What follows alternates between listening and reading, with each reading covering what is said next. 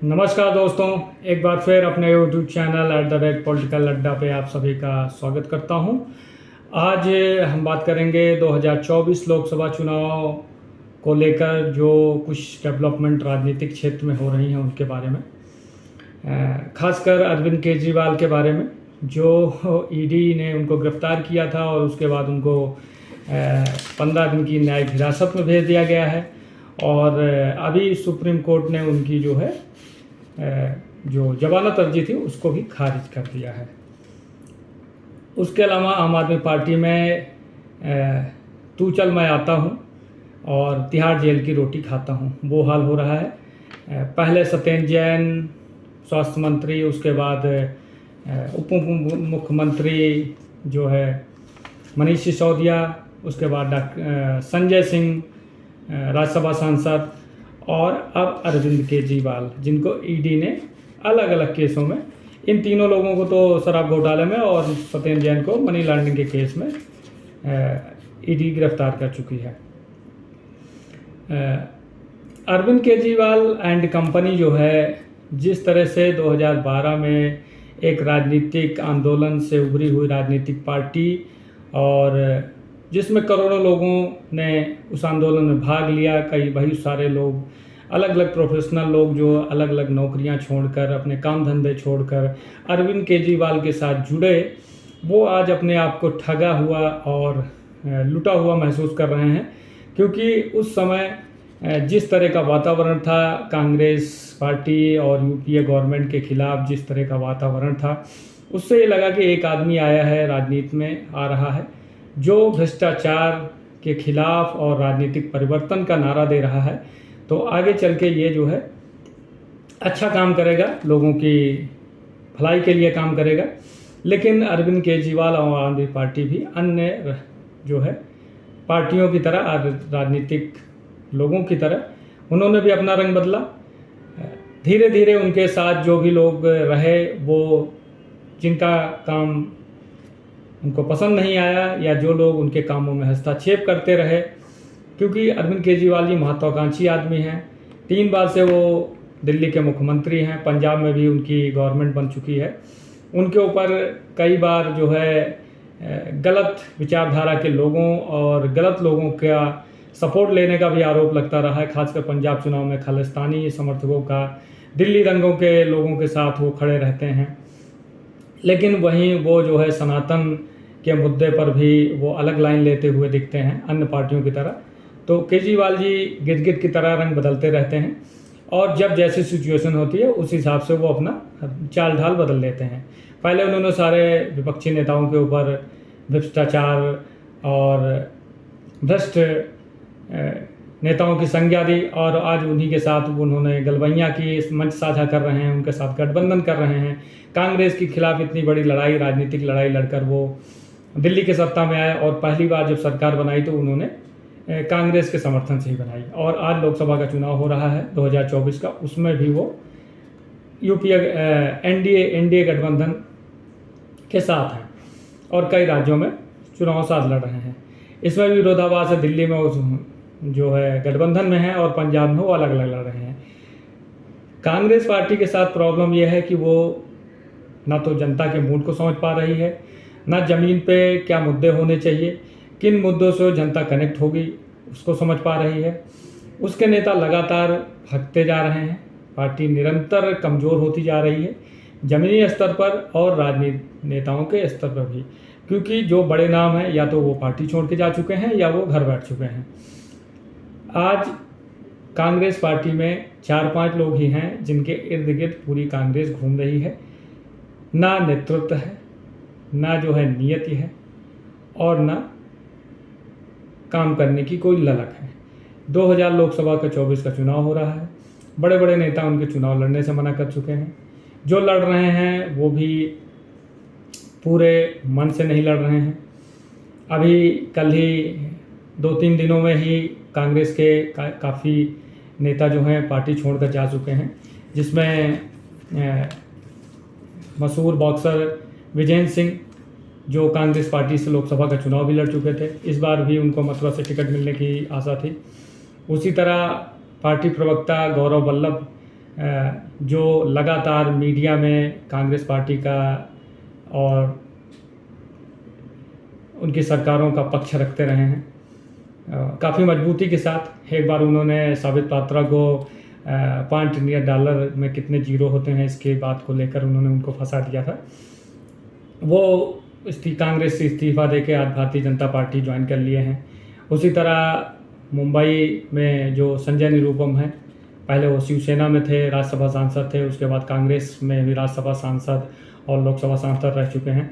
उन्होंने भी आज काफ़ी गांधी फैमिली और कांग्रेस पार्टी को लेकर काफ़ी तगड़ा हमला बोला है, तो उन्होंने उनको भी पार्टी से किनारे हो गए हैं। उसी तरह पंजाब में बहुत सारे नेता हैं, अन्य अन्य राज्यों में, अलग अलग राज्यों में जिनका भी थोड़ा बहुत जनाधार है या जो काम करने की क्षमता है, वो पार्टी को लगातार छोड़ते हुए जा रहे हैं। कांग्रेस पार्टी में आज 4-5 पावर सेंटर हैं। सोनिया गांधी हैं, राहुल गांधी हैं, प्रियंका गांधी हैं, मल्लिकार्जुन खड़गे जी हैं और वेणुगोपाल। ये 4-5 लोग हैं जो कांग्रेस पार्टी को चला रहे हैं और सबके अपने अपने गुट हैं और सबके अपनी अपनी काम करने की स्टाइल है। और इन्हीं के आसपास जो नेता हैं, नेता क्या रह गए हैं, अब तो वही हैं, चमचे लोग हैं। कार्यकर्ता विहीन पार्टी है। कोई संगठन, ज़मीन पे कोई संगठन नहीं रह गया है। एक समय कांग्रेस पार्टी पूरे देश में राज कर रही थी, काफ़ी सारे राज्यों में राज कर रही थी, केंद्र में राज कर रही थी, 60 सालों तक देश पे राज किया है और सबसे पुरानी पार्टी है। और अगर कांग्रेस पार्टी के नेता और उसके जो कर्ता धर्ता हैं सही से सही से लोगों से कनेक्ट रहते, मुद्दों को सही पहचान करते, राहुल गांधी जी क्या कब बोल जाते हैं और उसको लेकर विपक्षी भारतीय जनता पार्टी उस पर कैसा रिएक्ट करती है, उनको उन्हीं की बातों में फंसा देती है। अलग अलग नारे देकर वो आए, चौकीदार चोर है या मोदी चाय वाला, मोदी तो चाय बेचता है। जैसे अभी उन्होंने एक शक्ति के ऊपर हिंदुओं से जोड़ दिया, उसको किस तरह भारतीय जनता पार्टी ने टैकल किया, तो उनको उनकी बातों में ही फंसा लिया जाता है। कांग्रेस पार्टी भारत में लोकतंत्र है और लोकतंत्र में विपक्ष का मजबूत होना बहुत ही आवश्यक है। अगर विपक्ष मजबूत नहीं होता कि जो भी सरकार रहेगी, कितना भी वो अच्छा काम करे, लेकिन कहीं ना कहीं वो ऐसा रवैया अपना लेती है जिससे जो है वो तानाशाही, क्योंकि भारतीय जनता पार्टी और एनडीए गठबंधन के ऊपर तो 2014 से ही तानाशाही का आरोप लगता रहा है। बहरहाल मोदी गवर्नमेंट अच्छा काम किया है। 10 सालों में भारत की काफ़ी प्रगति भी हुई है। काफ़ी सारे लोगों को, करोड़ों लोगों को जो है उन्होंने काम धंधे से जोड़ा है या उनको सरकारी लाभ पहुंचाया है। बहुत सारी ऐसी योजनाएं चलाई हैं जिससे करोड़ों लोगों को फ़ायदा हुआ है। लेकिन उसके बाद जिस तरह से भ्रष्टाचार के ऊपर और भ्रष्टाचारी नेताओं के ऊपर संपत्तियां जब्त हो रही हैं, उनके ऊपर ईडी सीबीआई कार्रवाई हो रही है, आतंकवाद के ऊपर प्रभावी कार्रवाई हुई है, जम्मू कश्मीर के ऊपर अच्छा स्टैंड लिया है, नक्सलवाद के ऊपर, इन सब समस्याओं को देखते हुए ये कहा जा सकता है कि 10 सालों में नरेंद्र मोदी गवर्नमेंट ने काफ़ी अच्छा काम किया है। और वो तीसरी बार भी जिस तरह से विपक्ष का रवैया है और विपक्ष जिस तरह से चुनाव लड़ रहा है, अपनी ढपली अपना राग, इसको देखकर लग रहा है कि जो भारतीय जनता पार्टी या नरेंद्र मोदी जी ने जो 400 पार का नारा दिया है उसको वो आराम से अचीव कर लेंगे। और ये लग रहा है कि जो 2014 में कांग्रेस की दुर्गति हुई थी 44 सीटों पे, उससे भी वो कहीं नीचे ना आ जाएं, क्योंकि यूपी में उनके पास अमेठी और रायबरेली जैसी सीटें थी जहाँ से वो कई बार गांधी फैमिली जीत के आई थी, वहाँ वो प्रत्याशी चयन नहीं कर पा रहे हैं। वायनाड में राहुल गांधी फंस गए हैं, सोनिया गांधी जी चुनाव लड़ने से मना कर दिए हैं, सारे बड़े नेता या तो घर बैठ गए हैं या चुनाव लड़ने से मना कर चुके हैं। लगातार कांग्रेस पार्टी के नेता उसको छोड़ते हुए जा रहे हैं। 2014 से सिंधिया जी हैं, ज्योतिरादित्य सिंधिया हो गए, अशोक चौहान हो गए, यूपी में बहुत सारे नेता हैं जो कांग्रेस को छोड़ के जा चुके हैं। पंजाब में तो जैसे भगदड़ जैसी स्थिति, जो भी जनाधार वाला नेता है जैसे संजय जो प्रदेश अध्यक्ष हैं जाखड़ जी, या परनीत कौर, अमरिंदर सिंह जिनके जो पूर्व मुख्यमंत्री रहे हैं, उनकी पत्नी जो पटियाला लोकसभा से चुनाव भी लड़ रही हैं, रवनीत सिंह बिट्टू जो पुराने कांग्रेसी रहे हैं, उनके बाबा की खालिस्तानी जब उभार पे था तो उनकी हत्या कर दी जाती है, वो मुख्यमंत्री रहे हैं, वो लुधियाना से इस बार भारतीय जनता पार्टी के टिकट से चुनाव लड़ रहे हैं, सुनील जाखड़ जी जो प्रदेश अध्यक्ष हैं। तो ऐसे बहुत सारे नेता हैं जो पंजाब में जो भारतीय जनता पार्टी में आए हैं, और भारतीय जनता पार्टी चौथे नंबर की पंजाब में पार्टी थी, वो आज पहले नंबर पे फाइट कर रही है, और लोगों को अलग अलग डिबेटों में या सर्वे में ये दिख रहा है कि भारतीय जनता पार्टी वहाँ 3 से लेकर 8, 7, 6, 7, 8 सीटें तक जीत सकती है। कहीं ना कहीं वहाँ का हिंदू वोट, दलित वोट जो कांग्रेस का बेस था, और कुछ थोड़ा बहुत जो जट सिख जो है कांग्रेस को सपोर्ट करते थे, इसकी वजह से कांग्रेस वहाँ कई बार सरकार बनाई है, सत्ता में रही है।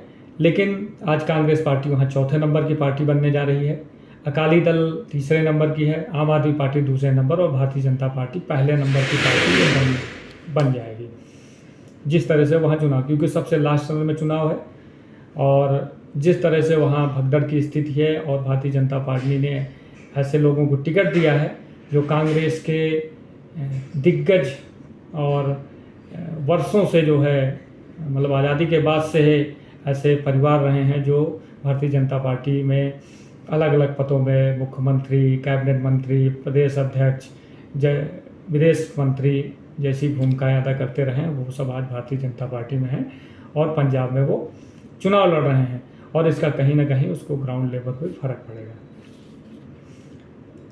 लेकिन कांग्रेस को देखकर दुख भी होता है, और ये भी लगता है कि किस तरह गांधी फैमिली, सोनिया गांधी और उनके बेटे बेटी ने किस तरह कांग्रेस को जीर्ण शीर्ण अवस्था पे पहुंचा दिया है।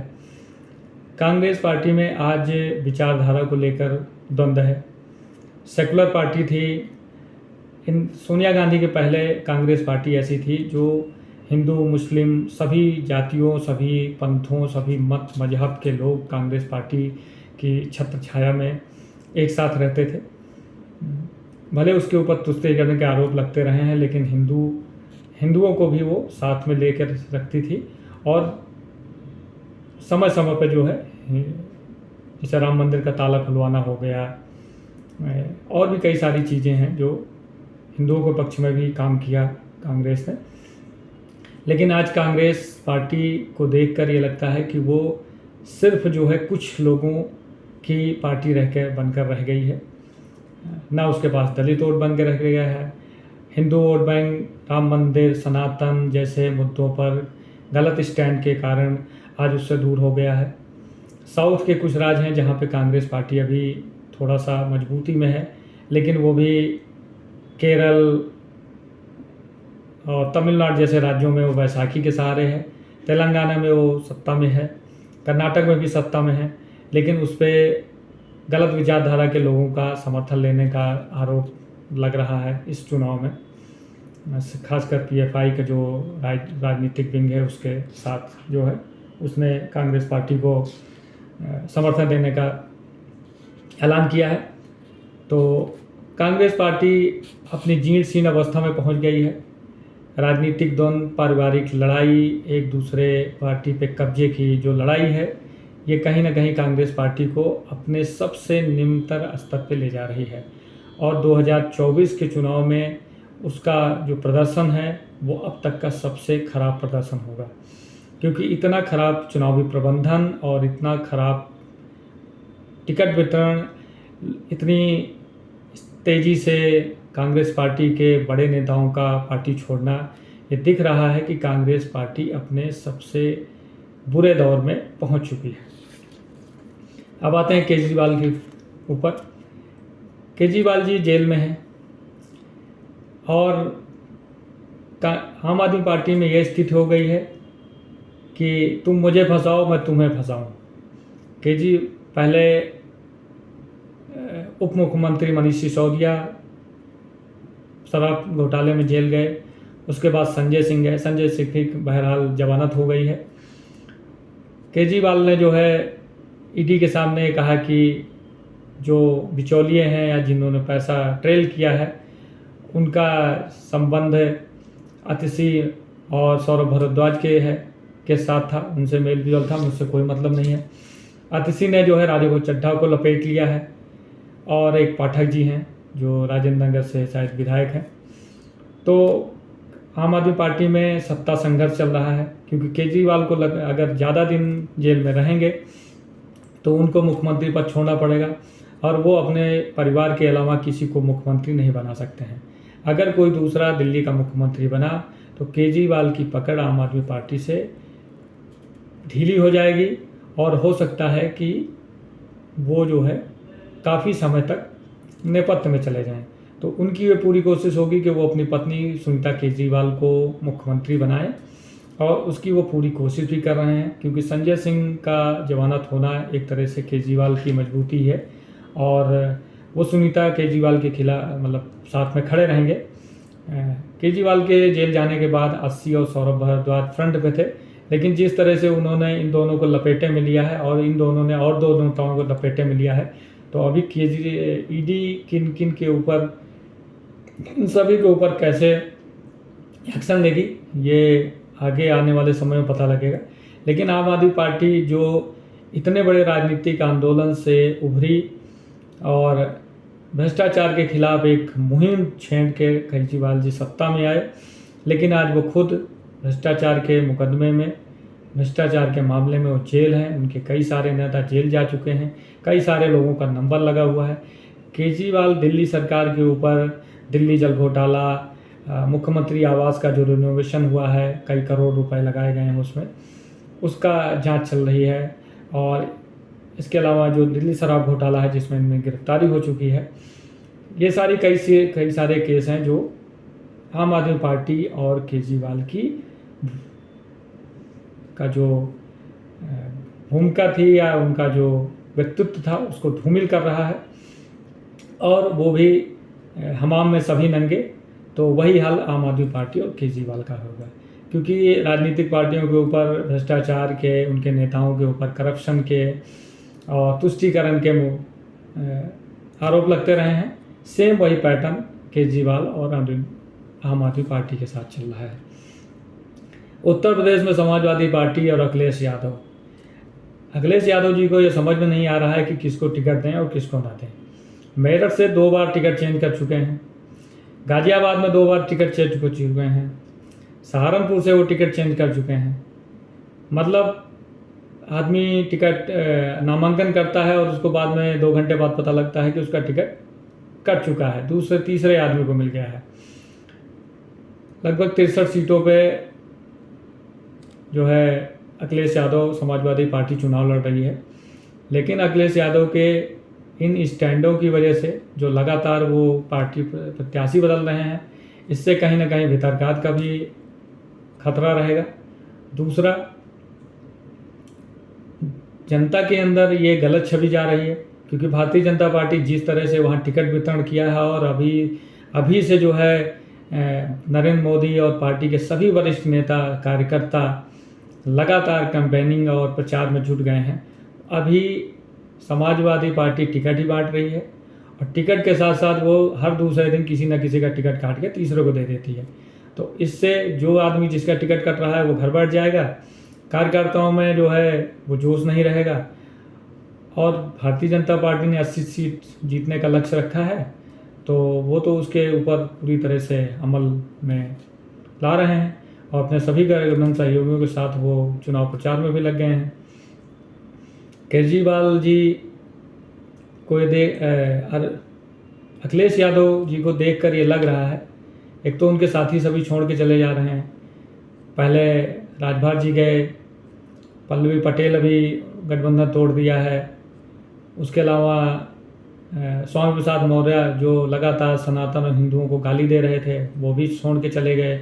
उनको पाल पोस रहे थे, उन्होंने उनको ही धोखा दे दिया। अब के अखिलेश के साथ ये समस्या है कि वो एक बार किसी को टिकट देते हैं, दूसरी बार किसी को दे देते हैं।